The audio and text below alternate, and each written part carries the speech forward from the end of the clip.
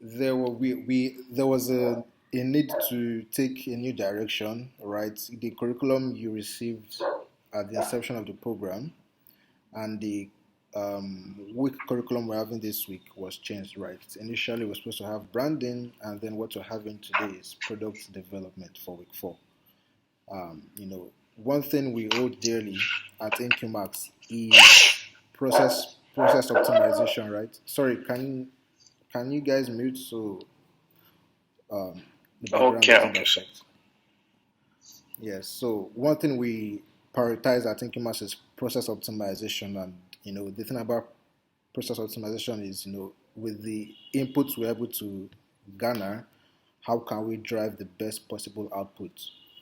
And given the inputs we gathered from Mrs. Lydia last week, right, it necessitated that we take a new direction so as to get the best out of the moment while setting the both of you on a very practical trajectory to building products that matter.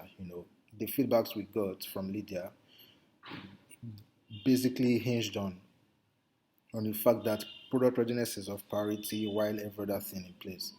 So we moved this curriculum. I think it was supposed to be week 7 or 6. We moved it to week 4, just so we can treat it and start to get our hands dirty as soon as possible. Right? We have 2 months to go. All right, give or take. So welcome to week 4, product development, agile product development. All right. So there's a lot of concepts and definitions as to what okay as regards what product development means. There's a traditional sense of product development which in product management practice we call waterfall. So you edit on the product in-house with your developers, with your team members. You edit on a few solutions to the problem you guys think the market is having to encounter, and then you build your product and then you launch into the market. That's quite different with agile methodology. So agile process necessitates that you take an entire different approach to building products, which means first things first, you conduct as much customer survey and keeping customers in the loop as much as possible. And the major difference between traditional product development, whether software or hardware, between traditional product development and agile is the ability to be very flexible in iteration, right? Which means there is no one size fits all. There's no silver bullet to building a solution for the problem you're trying to address. Right? That's one of the major keys. Another major key is communication, internally and externally. You cannot afford to slack on that. So, without further ado, let's talk about the 4 values of Agile Manifesto. The first value is individual and interactions over processes and tools. So most times you find a lot of tech products or tech startups or even non-tech startups really emphasizing on processes and tools, getting the right technologies in place, building out the right processes in place, and hoping that things would be able to fix itself, or you'd be able to optimize or get the required solution. But really, what agile one of the values of Agile Manifesto is that from the individual perspective, you truly have to understand how to communicate effectively to your team members. It speaks more to to help you arrive at a better solution or at a better place than prioritizing tools and processes, because there is how you communicate certain key deliverables or KPIs to your team members, whether developers or engineers, that they'll be able to figure out in their different spaces, okay, what tools can I optimize to get the best results. Now that my team lead has communicated what exactly needs to be done as against what I think needs to be done, how then can I shit, how then can I build out a system or find the right tools and processes to get the work done. So individualism or interactions cannot be overemphasized in trying to build products that matter, in trying to carry along your team. And your internal team varies a lot. If you're building a tech product, you're talking about your developers, your UI, UX, if you have a Scrum Master, if you have a PM, your product manager, if you have a CTO, whatever designation you have. This, and if you have a business developer as well, because there's a very critical need to have a business developer in discussions regarding technology, just so this person is able to give you the business perspective, the business viability, and feasibility of whatever you're trying to build. And secondly, working software over comprehensive documentation. And a lot of developers or a lot of builders spend a lot of time, drafting PRD, product requirement documents, a list of what the product should entail, a list of features, and the list goes on and on, from and one thing you get to realize is you spend a lot of time documenting features rather than starting from whichever tool you need, right? Um, Building out the very first version, the very first prototype, the very first wireframe workflow as soon as possible, and then start to iterate from there. So Agile Manifesto is more action based than the previous method of building out either a software or hardware, which means with the basic resources you're able to have, how can you get from point A to point B? How can you get a working software, not just a software? I remember when I was building out my initial software, this my developer always come to me and be like, oh, okay, try this out. I tried my software and guess what? I'll experience a bug here and there, and before you know, the whole thing crashes, and then we're back to square zero. Give me someone is in. Okay, yeah.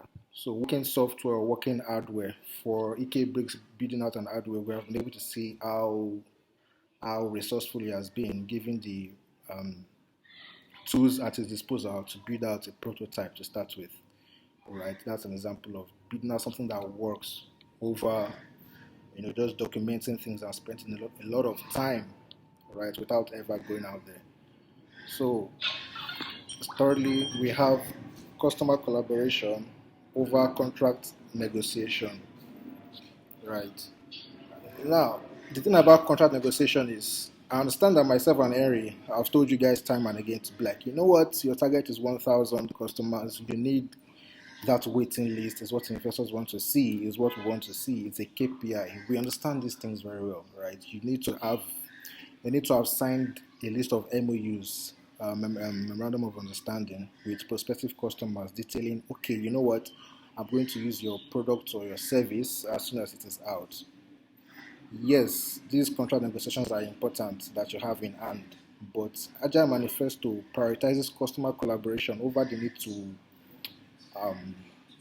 chase after contract negotiation, so to speak. So the idea of customer collaboration is that you keep customer in the loop at every single process. So right now, the both of you have launched the first customer survey, you've gathered feedbacks, and then probably the next survey you're going to run, which will be more concise and broader in perspective, is what's keeping customers in the loop as regards you're more like doubling down on the answers you got from the previous engagement, right? Let's say you're successful with the second customer survey. Guess what? You go back and build out an initial prototype. It could be an hardware version 1.0. It could be a prototype or a software you designed on maybe Figma or any of these tools. Something that can show an end-to-end proposed solution of what you're trying to build for your customers. You take it to them, you get their feedbacks again, and then you come back. Okay, this is what needs to change. This is what that is what needs to change. And after you must have worked on, the answers retrieved, you shoot to the market again. And because you launched, there's a difference between building out MVP and launching. So let's say you're able to build out an MVP and you've launched your product. That doesn't mean it will be entirely successful. You won't need to run another iteration, it's going to be the best in the market has ever experienced. No. They still need to go back to the drawing board, like engage your customers as much as possible, because market changes as frequent as possible, needs change as frequent as possible, systems of operation, right? Economic systems change as frequent as possible. So there's a need to keep your customers in the loop right, as much as possible, just so your product stays in use and you're able to optimize your the customer journey as much as possible. Because one thing as founders that want to avoid is really trying to reduce burn rate or trying to reduce the amount of customers that opt out of your product due to whatever reasons, right? And thirdly, responding to change over following a plan. As a founder, and this is a culture you want to pass across your team members, you cannot afford to be rigid in your thought process, in your decision making, even in the processes you've put in place. There's a need to respond to change. Just like I have said previously, you should need to. So for Symbiosis, for example, the feedbacks we got from Lydia, it may have sort of taken you off balance for a minute, but guess what? If we went ahead to tell you, it happens as if to every founder at some point where you're not so sure of what you're building, or it seems as though you're solving multiple problems or the market is not even ready for your solution. It's more than giving you the advice. It's even in a structured practice that you need to learn how to respond to change. And if you want to build an agile product, you want to build a product that is in tune with the times and seasons. You just need to learn how to imbue that in your process, in your thinking process, in your design thinking process, basically. All right. So those are the four core values. In your personal times, try to learn about the 12 principles of agile methodology or agile manifesto. It will better help you inform how you really go about building products that matter, right? Within the shortest time frame possible, and most importantly, being resourceful, right? Using the most minimal input to achieve some of the best or the best output you can possibly build out. Okay, now this is product development process in 6 steps. Now, looking at this chart, we can see that we are past. Some of us are past some stages. Some of us haven't gotten to some stages. So I'm going to be a bit direct here. So I'm going to speak specifically to the two founders we have here. So looking at ideation, which is number one, we can see that we've gotten past the stage of possibly exploring ideas and all of that. We we've gotten past the stage of knowing what market we want to operate in. We know what market we want to operate in. Some of us are operating in construction space. Some of us are operating in the agricultural space. Right? We have gotten through some of these things, but apparently, one of us is at stage two, and that is product discovery stage. Symbiosis, you happen to find yourself here. So this is the point where we are sure of the customers we're trying to target, right? Farmers and then business owners. And then the next thing is to think about is to discover the products that best fits these people, that best addresses their problems, right? And that would entail defining the core functionality of the product that really, really solves their problem and not what we probably stumbled upon on the web, right? And again, this boils down to the amount of customer research you've been able to put into place. Then understanding market size and revenue. Revenue may still be quite a far-fetched discussion at the moment, but understanding market size is very critical to building a startup, right? And this goes for you as well, EK Bricks. Now, the one of the nitty-gritties about understanding your market is you want to play in a space that is relatively too big, that you alone cannot take take up the chunk of the market. You want to play in a space where, you know, even if you want to target 5% or 10% of that market, you can still arrive. Like if you choose to focus on just 10% of the entire market, you can still become a unicorn, or you become a unicorn. That's when you can see, okay, you're solving for a very viable market, right? Unlike solving for a market where, first of all, it's saturated with a lot of solutions, and second of all, it's not big, right? It's something a player can just swoop in and take up as much as 80% of the market, and then you know that then it becomes a no-brainer that that's not a game you want to play. So thankfully, the two spaces you guys are playing in construction space is relatively huge, right? And it's growing by the year. Even the agricultural space, it's the numbers is something that investors already understand, and they are simply looking for innovative startups that are looking to take up quite a sizable chunk of the market, irrespective of the value chain you're playing in, right? It's a relatively huge market. And then for EK Bricks, you're more on the stage three side, which is prototyping. So you are at a stage where you're trying to run, and I presume you're trying to run a lab test for your product, which means you're creating a prototype, or you've created a prototype already, just to sort of validate it and then create an MVP out of it. So at this stage, this is where you take into considerations,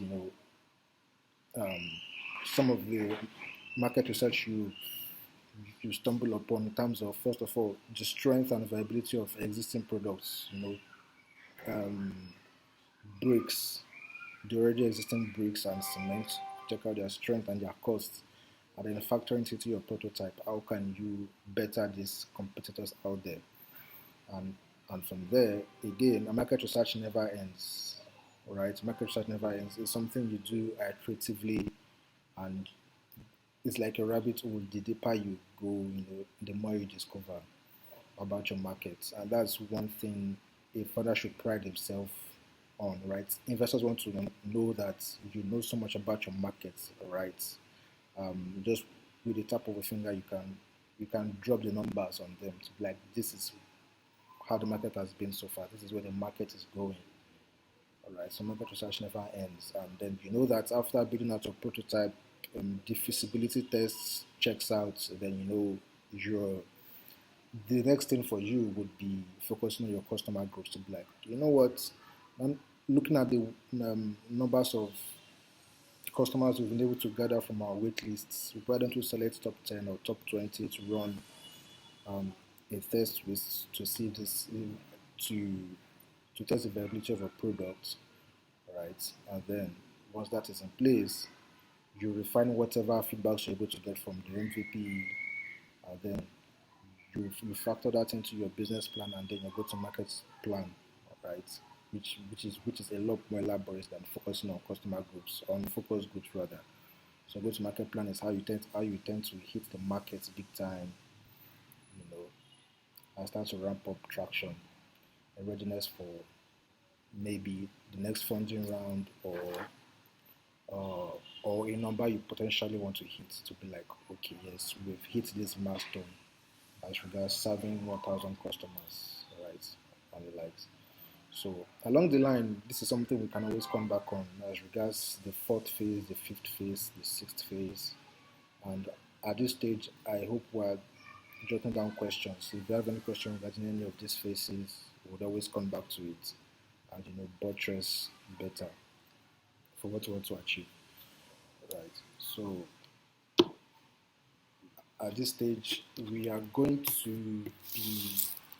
This is going to be a very tailored session, right? So Harry will take it from there. Okay, so yeah, we are having that discussion now regarding our experience from last week. So, but I would like to point some things out first. So Ben has been able to walk us through some, key things I think we should have in mind while we are embarking on a product development, right? So the end goal of this entire thing is to be able to have a product milestone, like to have a plan that will lead to launch, right? So again, I would like to say that this program has been designed to be action based. So this is why we are being flexible on our approach to, right? We started out with a certain curriculum, and we're making it flexible. And this is the way it works for any kind of startup we're engaging with.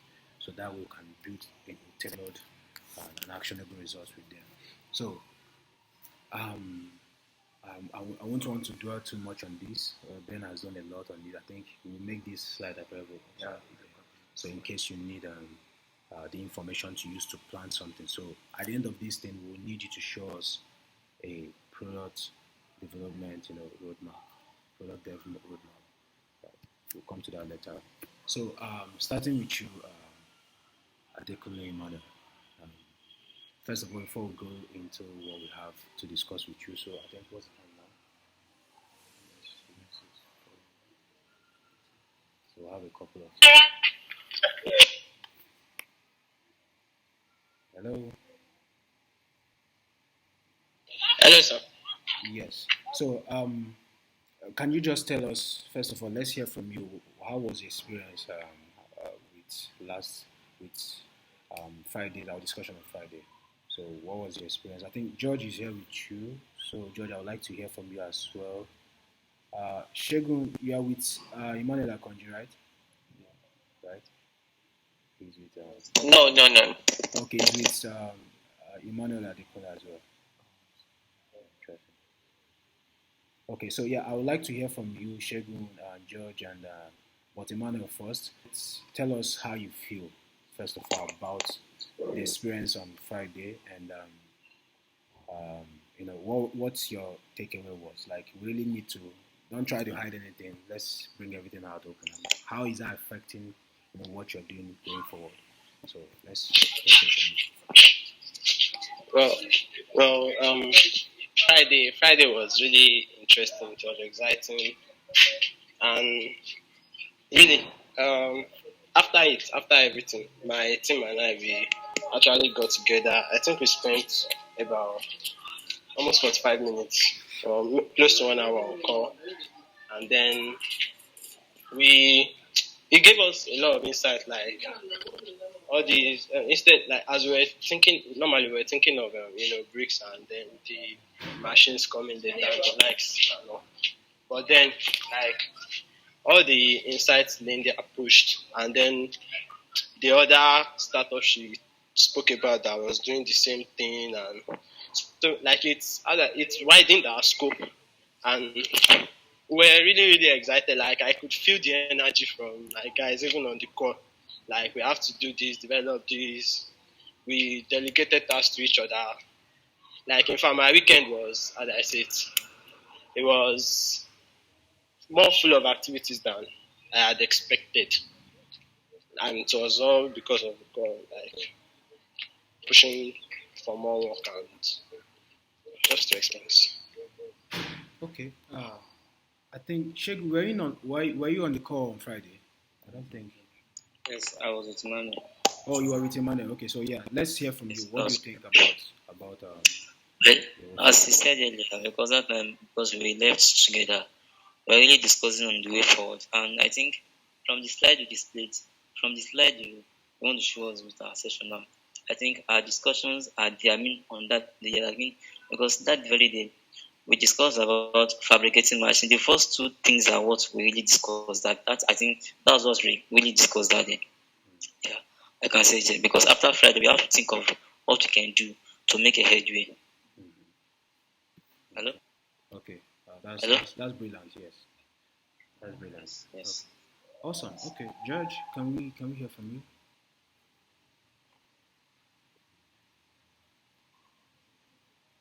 Hello, is George there? Yeah. Sorry, I left my phone in my pocket to unlock it and put off my mic. All right. Yes, about Friday's session. Well, I already had ideas about how pitching sessions could go, especially when we discussed, I think about around last week, about what kind of person Lydia is, and we learned that she is a traditional kind of VC related person, and already knew that these people are so much in it for. Well, they want to see the viability, they want to see the possibility of success, like not even possibility, like the chances of success, the assurance of success rather. They want to see systems laid down, they want to see things working. You understand me? So I already knew that okay, something like this is similar. So the Friday session was very, very insightful because Lydia pointed out a lot of things, like a lot of loopholes, a lot of things that we needed to get ready for an investor-ready startup. You understand? Had it been the investors were maybe more related in maybe climate change impact, yes, they could have maybe done a little bit, went easy on us, sort of. But what she was trying to do generally, I understood clearly, and I even discussed with my team members, Mano and Shegun. We understood that okay, this is what she wanted. They wanted us to be sorted, like well sorted in the sense that they want to see what kind of progress we've made. I mean, like, the machines ready, the tech related aspect of it, is this sorted already? What have you done? Do you have a letter of intent from potential customers? Are you recognized? Do you have relationships ready? Do you have the plans? Do you, these kind of things, like you are just ready, that what you just need now is just for the injection of funds to mass produce. So my team, some fund, Shegun and Manuel, we discussed a lot of things that we realized that okay, we want to focus on some aspects for now, like work on the technical aspect, technology aspects, and ensure that we are well, like, ready and suited, pivoted rather, for injection of funds. So, well, Friday's session generally was very, very, very insightful, like very, very insightful to me. That is my take on it. Awesome. I'm just happy you guys are, on the same mental framework. I think it's important. Emmanuel Akanji, it would benefit you a lot if you have your guys joining these sessions. It will make things easier for you, right? So try to get your guys on each of these sessions as well. So you all can go together, and it makes discussion easier. So yeah, back to EK Bricks and team. Very impressive one. I'm really happy you guys are seeing this thing, because just like you guys were discussing, we on the back end here also, we had our own sessions right after the meeting, coming up with better ways. The thing is, the major reason why we develop this program is to ensure that we get startups investment ready. From if it doesn't matter if you're joining us at a very ideal stage or so, the point is to get you investment ready. So you pointed something out that is very important here, that the kind of VC you guys spoke to, or the kind of investor you guys spoke with, she's very traditional, very true, right? I know the kind of deal I bring to her, but I also brought her into this because she's been instrumental, and she can give you guys qualitative, advice in terms of what to do. And I'm happy that has shaped your approach moving forward. So what I can say at this point is that things are going to become like a bit more hands-on, and a lot is expected from you guys. We're already building this, so it's just, I'm happy. At least I was concerned about something, your energy levels, your morale and the like. So it's good to hear that you guys are strong on that aspect, and that's something very wonderful to take home. Just expect that as you guys progress, it's if I start telling you guys stories of founders and their the emotional roller coaster, what comes with the job, it's quite disheartening. But regardless, as a founder that is ready to get things done, you push past through all these things. So without wasting much time, let's look into what we have for today. So you see, we're advancing. So you guys have some headwinds already, right? One thing you've been able to do, you see, there's something I try to let founders that I work with know is, money is important. But if you're the type of founder that that you bent on seeing money as the most important tool to get you where you need to get to, I mean, you've already failed from start. And one thing I've seen with the founders I work with, even with myself as a founder, is trying to do what I can do without money, right? It opens up a lot of innovation, a lot of thinking processes, and it makes you become more resourceful, right? And that is what we're going to be doing. We have plans for the kind of investors we introduce you guys to, especially once you have ESG integrated, and you at least we've gotten to that point of making such introductions. We have people that we especially met for you guys. We'll be speaking with one again. That one is a colleague building. He runs an impact focused startup studio as well, right? So they invest in companies like this, right? So we'll get there. I want us to be properly ready before we get there. So let's keep on working. So now, from what Ben discussed today, there's need for us to receive from you guys your product milestone. So in this case, you have two categories of products. So you have the fabricating machine, and then you have the bricks itself, which is your first or your flagship product lines that will be coming out from the variety of product lines that is possible with your business model, right? So we're starting with the plastic bricks. So, but now I need to hear from you guys. Do you have an understanding of what your customer groups are? Do you have a clear understanding of who your real customers are? Yeah, let me hear from you guys. Yes, we've defined the customer group as the construction companies, like those construction companies in charge of building projects that take up like that will take like large amount of products, and also the home builders like that erect the structures. Those are the two main focuses in our customer grouping. Okay. All right. Okay. So I believe you have these things documented, right? Your business model canvas is it ready? Yes, sir. But it's remaining one or two sections for me to fill up. Okay. Please, you guys should help us. Just let us know as soon as you have something ready. Push it across so we can take a review. And I think I mentioned to you to always send to Ben across so we can have a profile. I think there are some things I still mentioned. I think I have requested for your team profile. Guys, help us because Yes, we're dealing with a lot of I'll things here. And yeah. yeah, go ahead. I Say mean, something. sorry.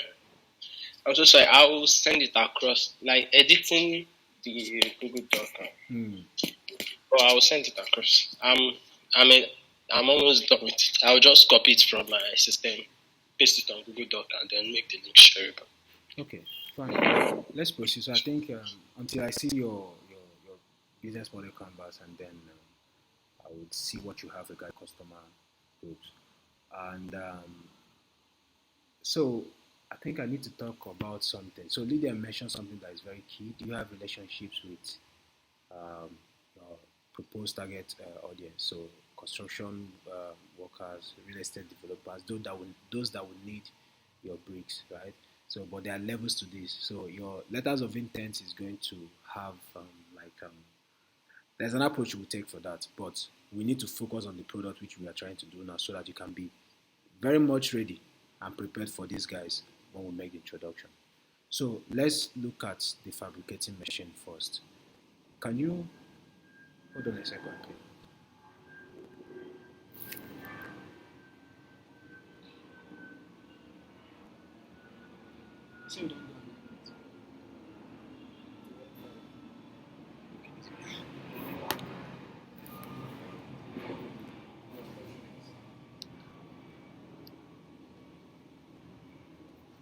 Okay. So can you just quickly run me? So when you fabricated, as I saw from your page that you have a sample of the bricks itself, and the machine or the equipment you used to make it was you developed that yourself, right? Yes, sir. Okay. I developed them myself.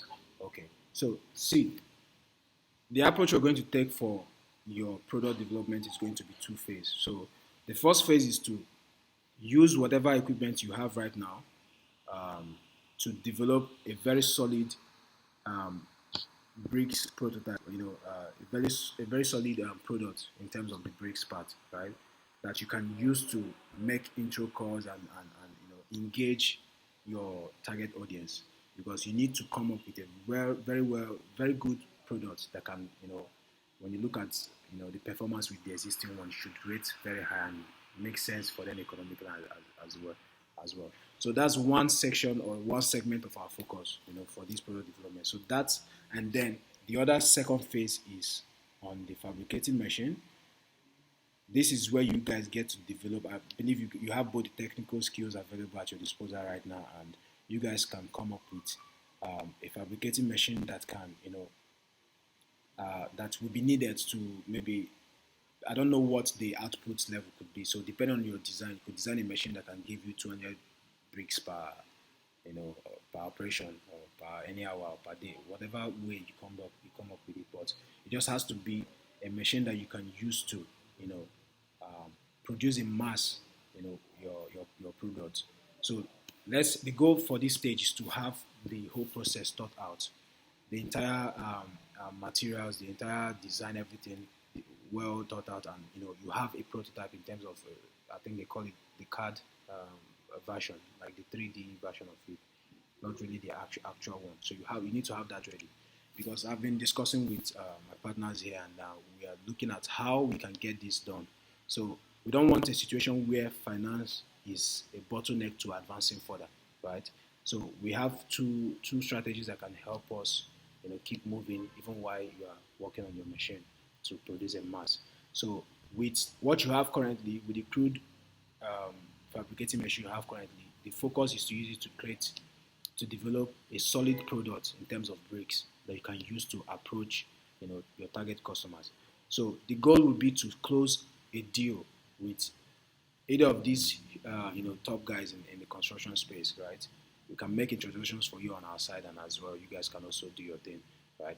So we get a deal that can, that they are willing to pay, they like the product, and they are willing to use that, and they are willing to make the first commitment. So the whole financing will be structured in such a way that we can get enough to, finance fabricating to finance, the development of the fabricating machine, right? So that's an approach you can follow. While we're also trying to get investors that are willing to jump in at the very early age of what you're doing. So it's not going to be a straightforward. We're going to be exploring different strategies to, make sure that work keeps going. So for the machine, you guys need to come up with your design. So I learned that you guys have already started doing something. So can you tell us about where you are at the moment? Okay, so from meetings, basically the decision we've come to now is considering the lab test we did, because houses is something people will live in, and we wouldn't want a situation like that synagogue church or something, or houses collapsing. So our strategy, actually our plan for now, is that the composition we have now, which is the one that we have that is ready, that we can start producing with the methods we have and the likes, it will be best for this paving, like interlocking, road interlocking, maybe garage, car park, or around the building. What metrics are pointing you guys to deciding that is interlock would be the best? Your version of product and processes that are interlocking, using it for interlocking purpose would be the best. What metrics is guiding you to that? Because of the strength. Okay. Like the results from the lab test, the normal concrete that they use, our own, it doesn't measure like up to it exactly. Like it falls short a bit. Which one? Your product falls short. Sir? Your product falls short. Yes, of the normal concrete bricks that they use for to build that. So we are looking at how it will hold up in, like, when it is used as a structural part. That's why in the next steps, I said we're going to look at other compositions. Okay, so that means you need to revisit your raw yes, material we need composition. to revisit it. Like one of the we had, okay, let me explain better. Like we had some samples, and then one of them actually performed, like, let me say, times 7 of it, but instead of cracking, it was compressing like rubber. Okay. So we are looking at how we can use that material to improve the normal PET bottle and the like. So it's really a thing of like how the different compositions play with each other. That's why. So during this weekend, that's why I said that my weekend was full of activities. This weekend was about getting like all those raw materials in different quantities and cutting them up, and then trying to like make more and more samples. But actually, the samples that we have, if we use them for we just looked at what part of the building can we use them for actually. That's why we went for the interlocking. And then we're also looking at these indoor tiles and the likes. Like those ones are very, very much easy to do with the method we have on hand now. Okay, I think I understand you, but I will need more details. But yeah, we'll get to that. But I think I understand what you're saying, and I'm sure this is also indicating to you guys that depending on how your product stands at the moment, that will shape your target audience, right? So instead of pursuing those that are already working, even if you are looking for construction guys, but those are maybe building roads and the likes. But yeah, I need numbers to actually show how you're performing. What are your baseline? What are you comparing your product to? We need to see those metrics so that we can. That can also give us confidence in the product you're developing, right? We need those stuff. So I think you should prepare a product development brief, right, and send across to us, including what your I didn't get that, sir. yeah. You should prepare a product development brief and milestone, right? Just like Ben showed you in his during his session. So we should have something like that. But more importantly, at least I understand. I can understand the technical terms of what you're doing. That also falls in my line of professional. That I have an idea of what that industry is about, and also my profession as well also exposes me to understand some of the things you're talking about. So it would make sense we also see those things and the metrics you guys are measuring, including baseline you are using to measure your progress so far, right? So that we can better understand what is going on, especially with the product, because this is what will give us the confidence as we begin to speak with relevant stakeholders and even customers as well. Right, so make that available, and so we can see, because you are saying what you're telling me now, that your product didn't perform, very well. It fell short of, performance in terms of comparing it with existing bricks. So we need to see at what, let's see what the numbers are saying actually. Like, what are the metrics you are measuring? Is it qualitative or quantitative? So we can have an idea. So that by next test phase, we can be able to see how we perform in terms of the new composition, raw material composition, and I hope you guys have your process like well recorded, because you need to. We're also going to be thinking of how to scale this whole thing, because that's one other important factor we've not yet touched on. How to scale this thing, because that is what really help even attract good investment to help you guys push this thing further. Right. So I hope you are taking note of the products composition, the quantity especially, because I've done production before. While trying to run your R&D over and over again, it takes a high level of discipline to be meticulous in recording the exact and even weighing your contents and the likes, because all these things matters. So please make sure that you are recording that, so you can have a well documented process. This is what we can use to get intellectual property, IP. From any jurisdiction. This is what we can use to apply for an IP, right? So you guys should have those processes, figured out, so that we're not doing abracadabra here. These are important questions that even your target audience will be asking. So it will be good for us to show them metrics. So please, I'm interested in seeing what that metrics is that you guys are measuring right now, and what are you trying to achieve. So I don't know how soon you can send that to us. We need to see that. Yes, sir. We'll send the metrics, and all our compositions are documented. Like, I have a book where I write them and processed. Very good. Okay, so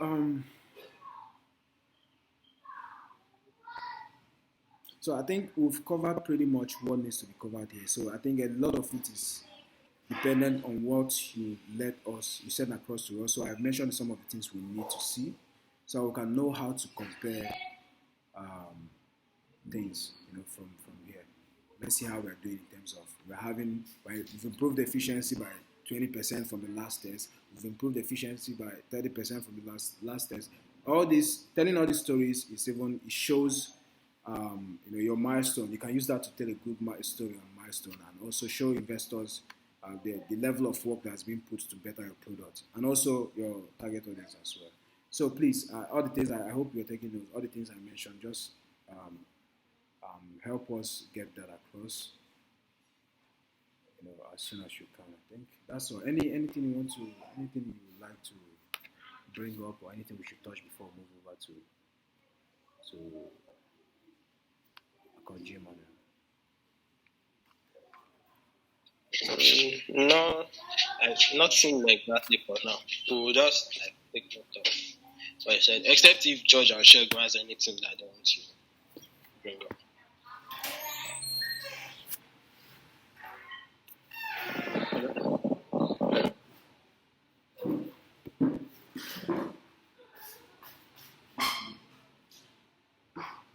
Okay, George, Shegun, do you guys have anything to say? Any challenges you guys are facing currently in terms of what needs to be done? Especially all the deliverables we've outlined all this while.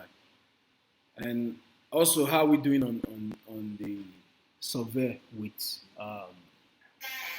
prospective customers? How's it going?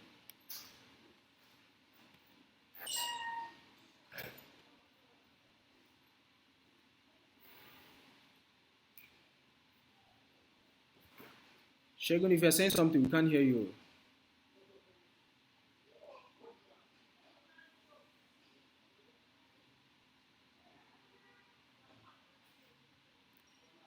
Are we still? Where is quiet?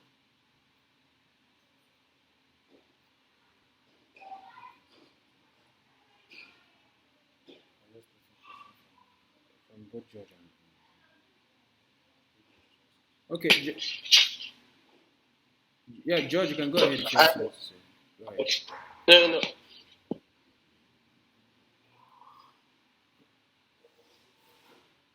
Okay, fine. I think if we don't have anything from you guys, we'll just go over to our consumer then.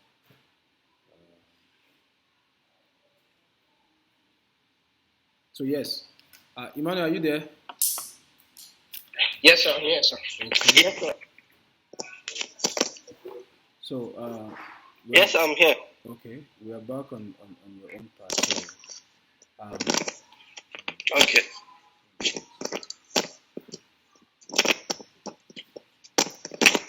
So, what feedbacks have you been able to? Can you hear me? Yes, I can hear you. Okay. Looks like you're muffling with the microphone, so you may want to keep it stable.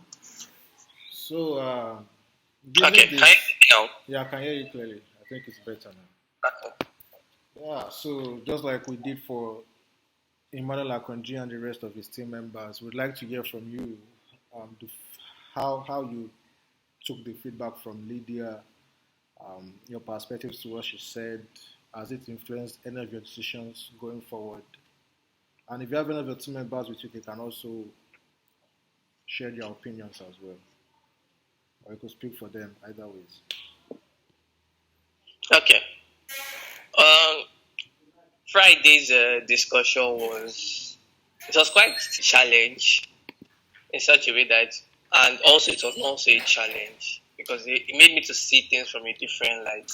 Though she was coming from the view of what she has experienced out the country, and it made me to understand a bit of how their system works there. And I also went to do a little research after the meeting on how things are able to work there. But fundamentally, what I took out from that, what's it called? The pitch session that there was focus. They need to focus on a particular place to start, a particular point to start, then work backwards towards building something that is practically applicable and that will not also cut my profits at the expense of building a solution. That means balancing building a solution, but it must also be profitable alongside. And one key thing was focus that I took out from that session. It was quite difficult for me to accept some of the things she was saying, and it did take a hit. So I went back. Yeah. I went back through the weekend working on repurposing the whole idea and dropping off the consumer part, and now focusing on connecting wholesale buyers to local farmers. That's the target I'm coming up with now as a focus. Okay, and this new trajectory you're about to embark on, did you happen to have a consensus from your team members? Yeah, yes, I did. One agreed, the other was still he didn't really agree with that, but it took a while before he could actually understand my point of view of why we needed to drop it. Okay. So, Emmanuel, but in general, I can say there's 90% positivity towards refocusing our plan. That's good. That's good. But see what you should do to help you be able to, and to help, decision with your amongst your team, try to bring them on these calls as much as possible. For example, look at Ike Briggs. It's easier for him to have this kind of discussion with his guys because they are even present and they were able to hear for themselves, right? So it makes the whole discussion easier, right? So try to ensure that you get them here. But sorry, I just want to quickly say something to Adekunle Emmanuel. So it's about your fabricating machine. If you can hear me, it's about your fabricating machine. I don't know if you are familiar with.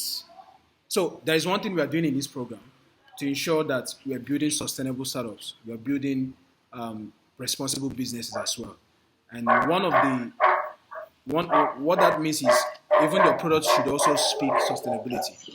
So what I'm saying is, I don't know if you guys are familiar with circularity, circular economy, and more importantly, there is a product design process called credit to credit design principles, right? So this is something we would be looking at while you guys are embarking on your the design of a machine. So as much as possible, I would like to be carried along with the design process, especially once you guys are done ideating. You could hold something like a demo session, not really demo, but like a presentation outlining what the design for this machine would be. Then we can look from our own angle and make it in such a way that it becomes a circular product, so that it's not something that has we look at the life cycle assessment of the entire thing to ensure that it's in a circular process, right? So again, I just wanted to point this out. I would like to be carried along on when you're having this meeting around your fabricating sessions and the likes. So let that constitute of whenever you're about to have that meeting, please kindly let me know.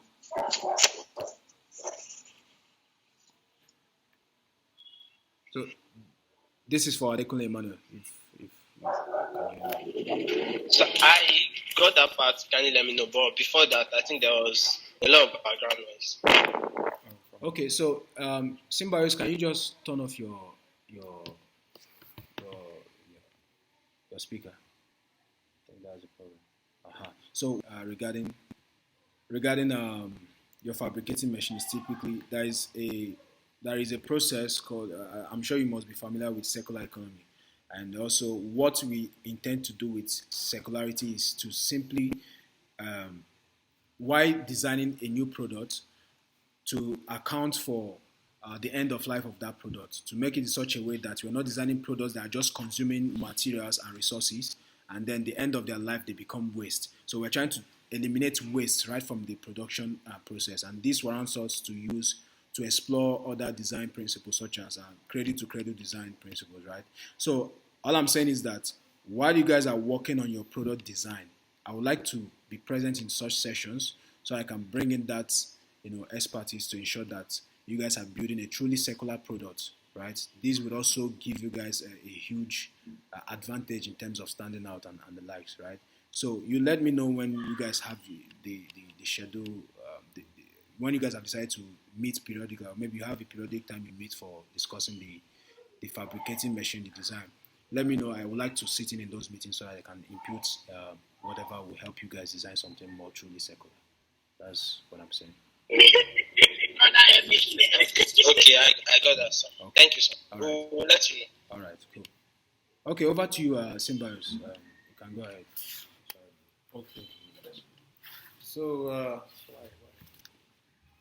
even as Eric was saying that, it occurred to me that our next session is integrating ESG. So even for you, Symbiosis, it's a discussion to look forward to generally as regards how sustainability plays a role in innovating around the solutions you guys are trying to build.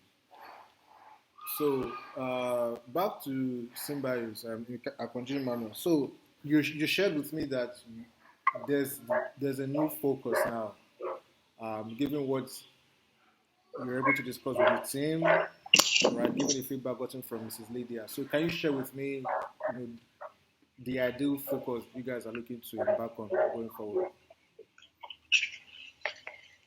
Okay, the ideal focus we are looking to embark on is connecting wholesale buyers more like wholesalers, to local farmers or smallholder farmers that readily buy their produce in large quantities, thereby helping the farmer take off at least 70% of the produce off the farm at the point of harvest. Okay, so that's the ideal focus. Have you guys? That's the ideal focus. Have you guys been able to ideate possible solutions around that yet? Possible solution, that's still in progress because it's still something that's still coming up. But on the end of the farmers, the solution is still quite shaky. But on the wholesale buyers point, I thought of something which was yesterday night while I was still working on the business model canvas, making changes to it. What came up was thinking of a financial solution that allows the wholesalers to actually plan to save up money to buy this produce before the point of harvest. So at the point of harvest, where they need this produce, they've actually gathered the amount of money they need to actually pay up front. Okay, so that's one thing that came up, like a financial savings plan for them on the platform came up, because I was looking for what benefits can I bring to the wholesale buyers that is different from the as an idea that I penned down that I'm still considering that I'm going to test out during the survey. Okay, I want us to reassess this from another way. Let's not focus on the solution. First of all, what are the problems that you've identified for the farmers and then the wholesalers themselves? That's what we should focus on. Then that should inform whatever solution we need to do. So what are the key problems you identify with farmers? For the farmers, is they need to they need to sell out their produce before it gets spoiled on the farm, thereby maximizing profit and reducing their waste. Okay. That's a major problem. Okay. Then access to finance. Good. Those are the two things I want to focus on now. How many farmers did you speak to, and how many of them told you that selling their products is one of their major concerns? We also remember we're thinking about market. You guys, I don't know if you've if you've done anything on market research. We need to know how big the market you're trying to target is, right? So, anyways, go answer this part first.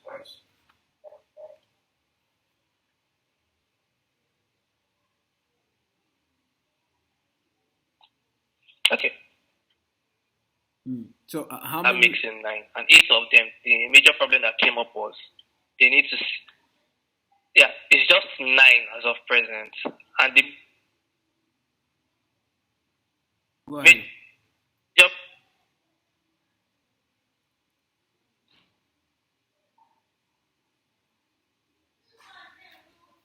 BI canvas. So 8 out of 9 was they need to before it gets spoiled, because that's the major challenge they have. Okay. Well, the 9th one already has customers that come to buy because it doesn't really have plans to expand. Okay. Now. So the 8 guys you spoke with, how can you what do you think of their level of production? Are they really producing large quantities of whatever farm produce they have? 2 are producing large quantities, while the remaining 6, they don't really produce large quantities. Okay. Let's leave the farmers for now. Let's move over to... They are more of the small... Let's move over to your wholesalers, right? Have you made contact with any, foodstuff wholesalers? Not directly yet. So, that's still something you are building... It's because it's a refocus. Yeah.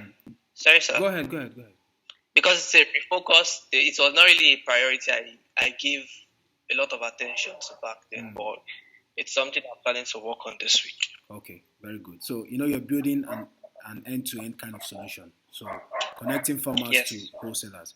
You can't build on one, isolating the other one. One end, the other. Yes. So, Now, let's say even though the survey sample is just small, I mean 9 people, but if you're looking at the success rate of it, it's quite impressive. 8 people out of 9 mentioned that they need that, but there are other things to consider.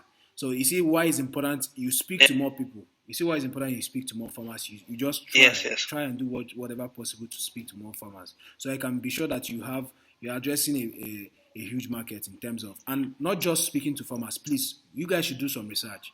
Try to figure out what data are available there. Some people have already done some of this research. Find those data.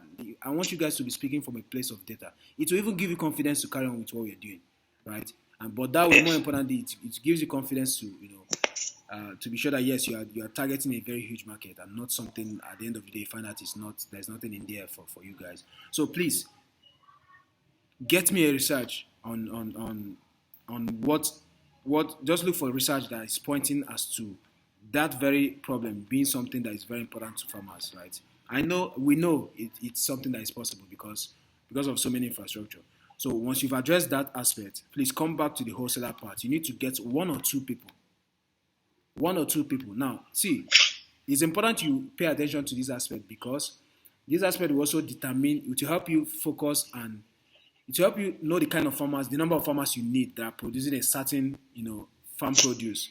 And this will help you know, okay, the people I have, are they enough? Can they help me meet my quota? I've told you how this thing works. So usually a wholesaler will tell you, I need 20 bags of Gary from you every month. They can even go as far as telling you, always bring me 20 bags of Gary by 20th of every month. So that becomes your quota for that customer. So what you then need to do on the farmer side is to look for farmers that can give you cassava that can give you that number, and that way you have that locked in. This is how you're building your process. Let me tell you what you are going to be doing. You are testing out. You are building your structure and process. Just with as little as it is. So get at least 2 wholesalers that would that will be willing to commit to doing business with you. Get what they need in terms of food produce or farm produce. Use that to shape your focus with farmers in order to get what kind of farmers do I need? Okay, my clients right now in terms of from the wholesale part, they are focused on Gary and let's say rice, right? So that means you need to look for farmers that are that could give you the quantity of rice and Gary that you need per month to meet up with your target. That is how it's going to work. This is on a small scale. This is on a small scale, but on a bigger scale, that's how it's going to work. But you need to test this out now and build the process. By doing this, what that does to you now, you start looking for farmers that can help you get this target. Do you need 10 farmers that are planting cassava? If they're also into the Gary manufacture, you also get to hear from them, know how that works. Okay, you get from there, okay, they could give you a commitment of, I can provide you 10 bags of Gary from Farmer A. Farmer B can tell you, I can provide you 20 bags of Gary. But on the overall look of things, the demand from your wholesaler is they are requesting for 20 bags of Gary. So if you have 2 farmers that can give you such kind of commitment, that means you've secured that aspect. You can meet up with your quota. So the next thing, you start looking at the operations, how that will work. This is you now. You are designing your process, your business process right now. So you need to pay attention to this at this stage, right? So please follow this approach and see what that does. And let's just use that to have an idea of what your next focus will be. I want to see what your focus will be for this week. What are you focusing on? What are you working on? Right? I believe we are speaking tomorrow, right? Yes. So when it's time for us to talk, let's see what you have regarding focus. So we know that. No, I think it's Wednesday. It's Wednesday. But I said I want to also be talking to you daily. So we are speaking tomorrow. Yeah, I recall. Okay. So by tomorrow, let me have something that like what your next target, what your plan is, right? That's how we do it. I don't know if you have something to. Okay. To describe. Also. No, sorry. Okay. Someone. This is Cynthia here. Oh, Cynthia. Can you hear me? Hello. Yes. Welcome, yes. Cynthia. Yes, I am. How are you doing? Awesome. It's good to have you. Thank you. I came in the middle of symbiosis. Okay. I don't know if you guys can hear me well. Sorry about the noise. Yeah, we can manage. So can you hear me well? Yeah, I can hear you. Yes, we can. Before, yes. Just to add to what Henry has mentioned regarding symbiosis, right? Am I wrong? Yes. So just to give it a bit more context, because just like Henry mentioned, you want to make sure you're starting from the problem to solution.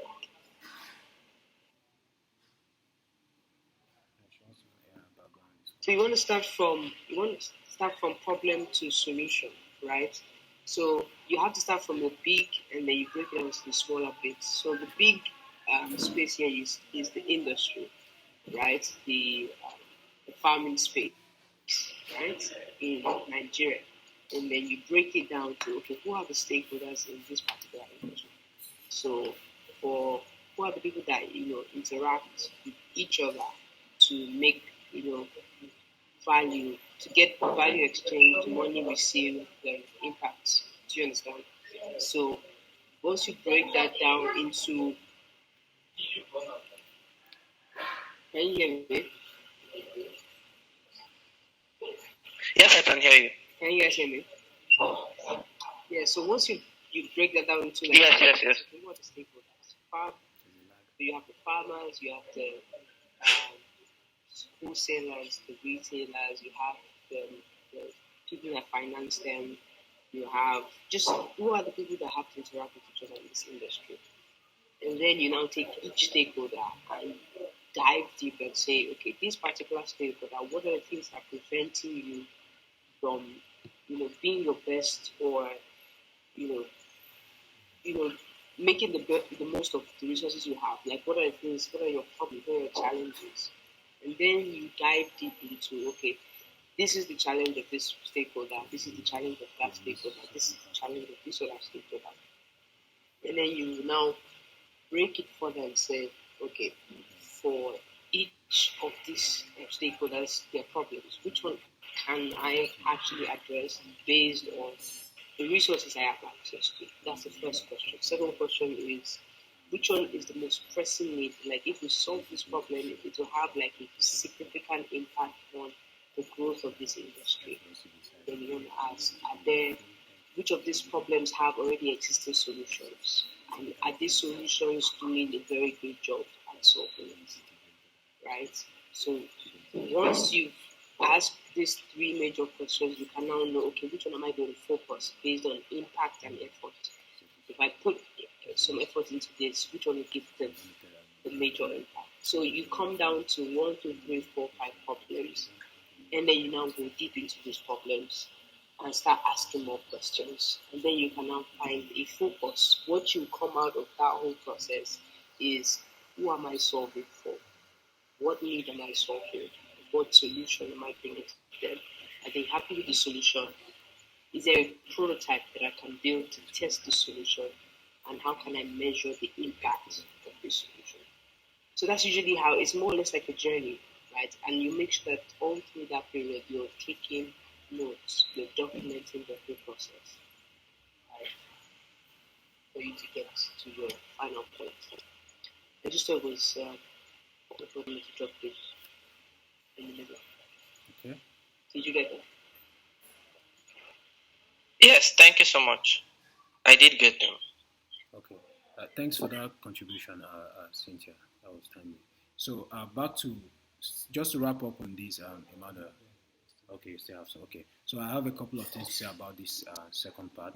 So at least you have an understanding from the farmers what their problem is, right? So by the time you said you're going to engage wholesalers this week, by the time you start engaging them, conduct a survey to understand what their pain point is. Don't go with any assumption yet, right? You need to understand let's see the insights you can gather from them. Then you can also go ahead to discuss possibility of, providing any kind of supply they might want. Then that should help you shape, your engagement with farmers. What we're trying to do here is really to sort of build like an MVP of your product or a solution, basically, right? So how test it out like a pilot test, more like a pilot test of your solution end to end. That's what we're trying to achieve here with this.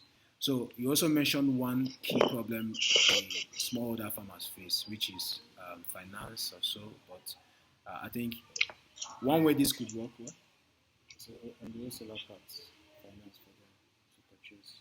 wholesaler. Okay, Emmanuel, the finance thing you mentioned, is it from smallholder farmers or wholesalers? The finance on the wholesaler part is just like a saving plan for them. So this A reminder for them to actually save up to for the produce they are going to buy. But for the farmers, it's to actually raise funds for them to expand. So were these problems you identified or solutions you just think these guys would need? On the wholesaler part, it's just a solution that came up yesterday that can be that I want to try whether it's practicable or will be able to work out. But for the farmers, it's something I identified and got from them. Okay. So, you know, in regards to this particular thing, you need to hold another customer survey for these wholesaler retailers, particularly trying to understand the challenges they are facing in procuring products, fresh farm produce from small farmholders, from smallholder farmers rather, right? From farmers basically, to understand, okay, is this finance really an issue or not? So you're not being objective in trying to say, okay, are you having problems with financing? I will tell you yes. If they are, if it's one of their listed challenges, they'll let you know, and then you run the numbers across other wholesalers you interviewed and see if it's really a pain point you should focus on or not. But really, the question should be quite open-ended, so understanding the various challenges they are facing in procuring products or fresh farm produce. You know, the idea really is to reduce waste, right? So you want to make sure that yes. From the end-to-end service of delivering products from the farmers to wholesalers, whatever challenges that is being faced, with, like I said again, prioritizing waste as a major KPI. You put that into consideration to say, okay, wholesalers, they are facing these challenges in procuring, which is why it's causing so kind of waste or delay or friction, right, through the distribution chain. Okay. Okay, so the waste part, of course, would be applicable to the type of product they are engaging with, if they are perishable goods, right? But the point is, understand from these wholesalers what the major challenge is. Just keep an eye out to see the insights you get, so that will shape your approach. The core of what you're providing here is to provide farmers access to buyers, which is wholesalers. So that's the core. What you're trying to do with this survey is to figure out, okay, what other thing can you include in your service to these two types of people to make the whole solution more robust, and so that's why it's important to talk to these guys. So while I was talking about the finance part is, I am seeing a possibility of you integrating, maybe building a fintech, targeting fintech for the agri space, right? So you guys could decide to build the product by yourself, or you could decide to integrate existing fintech solutions to help make these things work. Provide smallholder farmers access to money they can use to grow their business, even wholesalers access to finance they can use to buy more. But picking up on the feedback I got from Lydia yesterday on Friday about you guys, she mentioned something like a price discovery kind of platform, So this is also something, because we're also thinking of how we can use technology to really ramp up things. But more importantly, on building a futures market for farmers in order to control price. It's something that is very very prominent in America and the likes. But I know it's something that requires some level of sophistication as well. So maybe also look into that and see if it's something, and understand what that is about, and maybe as you guys progress and keep growing, you could also look to feature that, because if you can get this done here, it will also differentiate you from every other players in the industry. Because I can't think of any, all the players in the farm in your space right now are not working in this direction. This would help with even making finance available for farmers, but more importantly, to help them with the volatility of products price and the likes, right? So I think that's all I have to say regarding this. So yeah, in closing, I just want to second what Cynthia said regarding knowing your stakeholders. In trying to solve the solution of market access for farmers, so reducing waste, understanding the entire value chain or distribution chain would really go a long way for you, right? From logistics companies involved, if there are procurement agencies involved at certain channels, what market is mostly receptive to receiving certain kind of market produce, getting this market survey in place would really help you understand, okay, this is where to put your focus on is that, because I have seen there's a startup, Echo something. What they do is they offer mobile cold room for fresh farm produce, right? So which means they can help you store your farm produce from Ibadan to Lagos, right? And it's going to be Yeah, I fresh. saw that. So trying to take note of some of these players in the value chain and knowing where they play. But first off, I'm just letting you know this upfront, why we're still focused on the problems, or try to adjust on a solution, keeping an eye out for some players in the value chain that could bolster your value proposition is also very important. So, no, that's what's very important.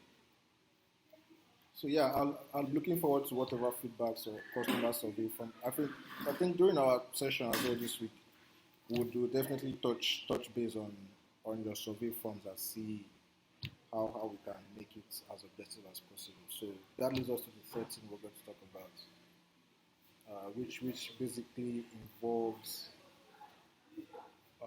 you building a roadmap, right, going forward, what to focus your energy on, and the likes. So given the feedbacks we've gotten from myself, Cynthia, and Henry, let me first of all throw it to you before we start to take it one at a time. What do you feel is your necessary steps you need to take going forward?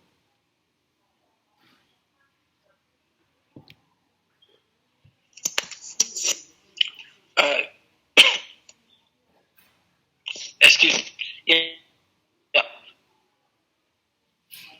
From I think for now, I need to double up more on understanding the wholesalers and the challenges they face. They're still getting to speak to more farmers and understand more intricately the problems they also face to bolster what I already have on ground.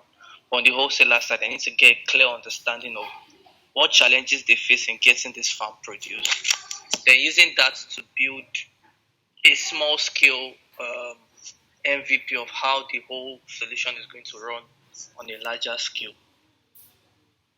Then also that will also give me insights on the solution I'm going to work on in the long run.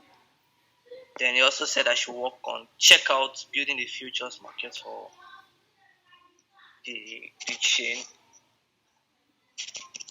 For the agri space. Yes, for in the value space. Then you said I should also keep an eye on players in the space that also bolsters my value proposition. I should keep an eye on players in the space that bolsters my value proposition. Yeah. So the very first thing for me to do now is to speak with wholesalers. Okay. That will be as from tomorrow. Then understand the core problems they are facing. Then try to see whether I can build a relationship with them to run a small scale solution. Exactly. That's the very first thing. Okay. So you should have a number to that, yes? A number? I can't give a number yet until I know the number of large markets here in Abeokuta.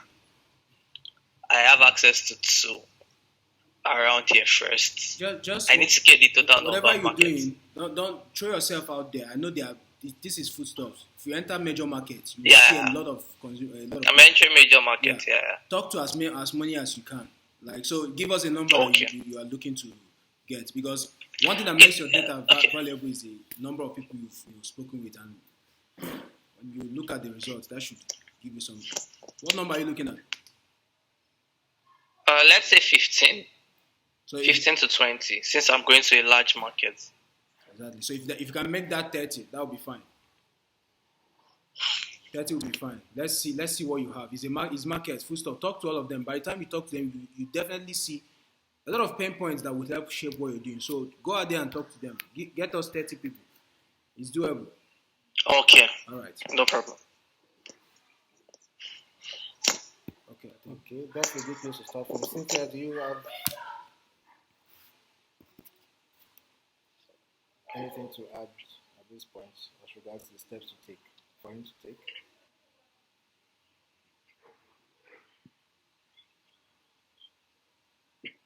Hello, Cynthia, are you there?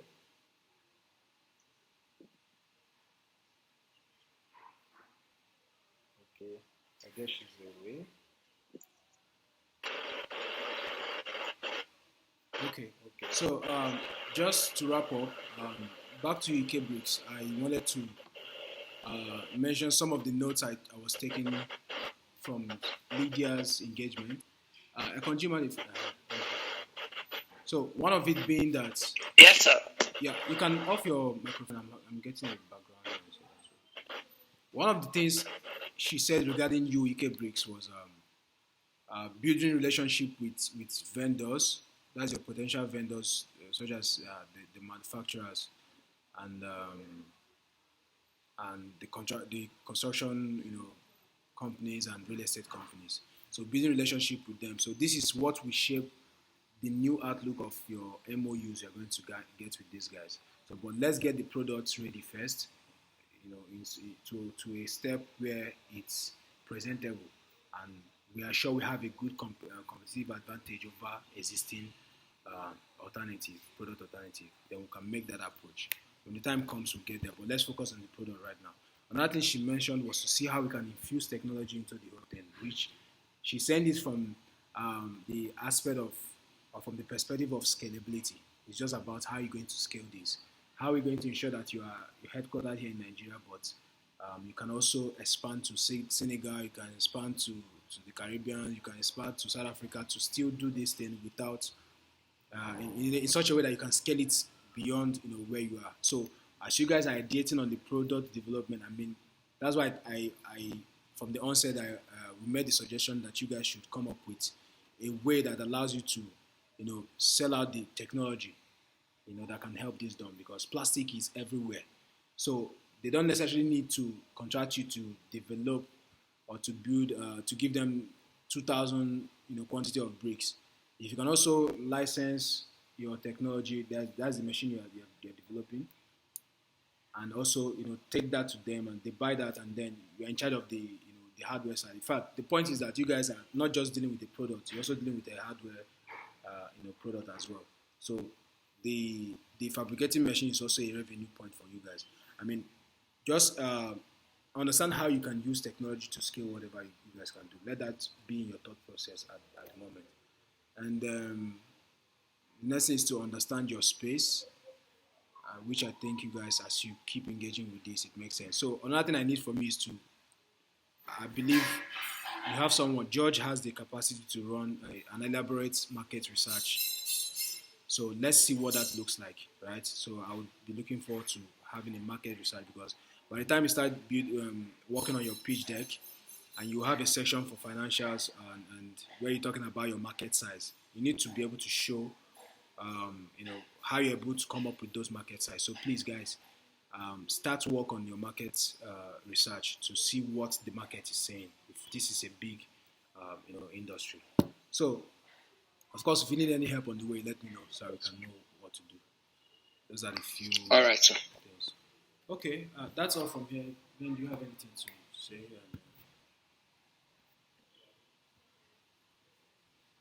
didn't use this one. I think this will come later. This will come later. Okay. No, do you have anything to say? As a closing remark? Well, no comment for now. No comment. Okay, awesome. So yeah, guys, this brings us to the end of our session for today. So a lot, we've said a lot of things, and believe me, most of these things is just things that came from the top of our head. So it's left for you to hold us accountable to those. Like, carry us along as much as you can. Some of the stuff we told you to make available, you let us know, please.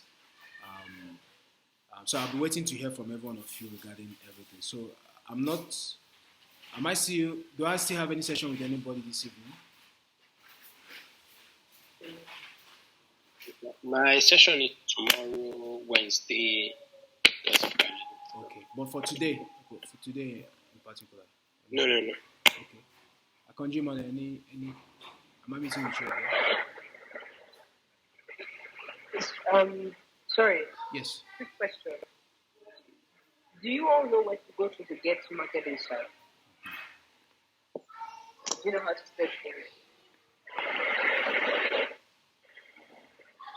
Sorry, please come again. Do you know where to go to get market insight? Do you know how to search for it? No, it's not really. Not really. What about Our thinking market insights will come from the research we are doing. For what? Like from the market research we are doing. Oh, okay. So there is customer research, right? Which is gotten from the insights and the research you're doing, that you are doing as a company, as an individual, right? And there is market insight. Market insight is more on, you've heard about McKinsey, you've heard about KPMG, PwC, right? These are firms that do research based on industry, right? You also have people who do publications, right? Based on, like, for example, the real estate industry. These are industry insights. Market insight is like industry insight. It's supposed to give you an overall perspective to how that particular industry is performing. Take for example the real estate, right? You need to get data from like an industry research that's been done by maybe PwC or KPMG or many of these consulting firms, right? So what you can do is research online for industry insights on this topic, right? In PDF format, and you read a couple of publications or research work that has been done, right, regarding certain industries at certain periods of time, right? So this is what is called like market insight or industry insight, and then there is now the will I say the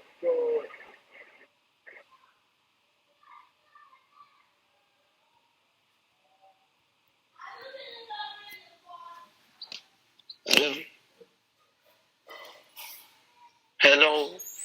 Can I hear?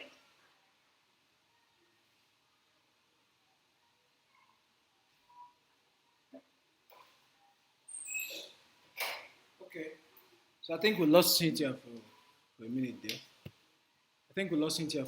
So what she's essentially saying is that's what I've been trying to get across to you guys. Get a market research. So market research giving the industry, the sector you're targeting. Okay, she's back. Go ahead, Cynthia. I lost you. Oh, you got. Sorry, did you guys lose me at any point? Yeah, we did. Yes, we did. Oh, okay. So where did you stop? You stopped us where we were talking about searching for industry in. Yes, industry insights. So okay. So sorry, the rain is falling very intense and it's affecting the network there.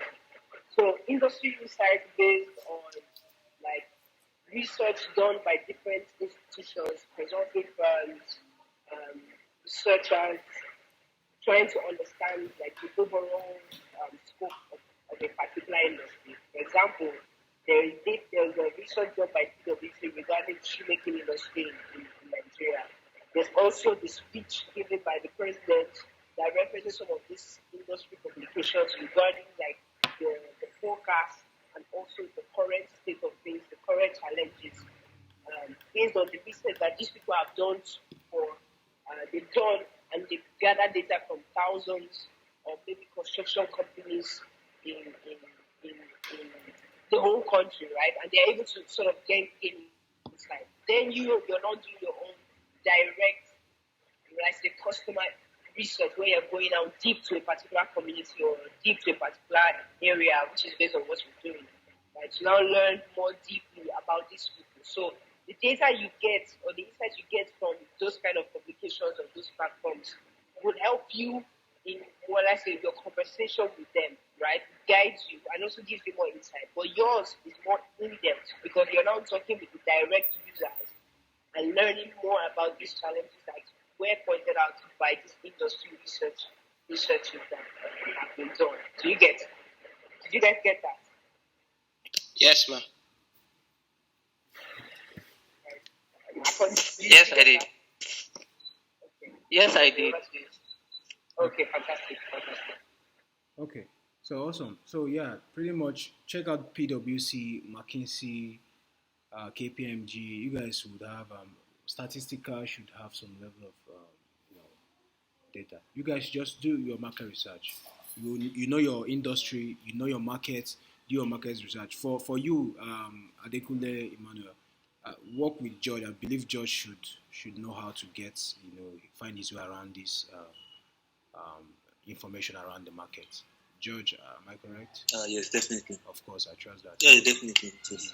So then, Akonji Emmanuel, please, I've told you guys should try to, you guys are in the same school, probably, in fact, in the same department. You guys should also look for a way to also meet up in school and try to help out on any aspect as well.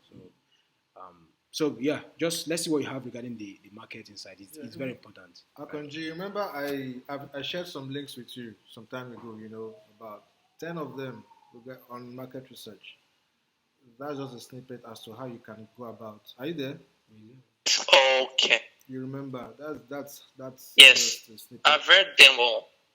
Aha. So looking at from AFDB to FAO, those organizations try to get as much statistical information regarding the space you're playing. Alongside this consulting firm they listed, right? Just double down. You find something. Okay. It will also encourage you guys to know how big the market is that you're targeting. So on a global scale, then more importantly, Nigeria, which is your starting country, your launch, the country that you're starting with. So get insight on a global scale about your sector, and then try to see what the numbers are saying regarding how big the market is in Nigeria, right? So that will be needed moving forward. So okay, I think that's all for today. So yeah, till tomorrow when we meet again to speak, and then don't forget your office hours. Any specific deliverables for this week? Okay, we've shared the deliverables. So yeah, as you're meeting with each of the partners, please make it focus. So we've given a lot of deliverables. Let that be the conversation start as well. We can just double down on the progress you guys are making. Okay, guys. Enjoy the rest of the evening.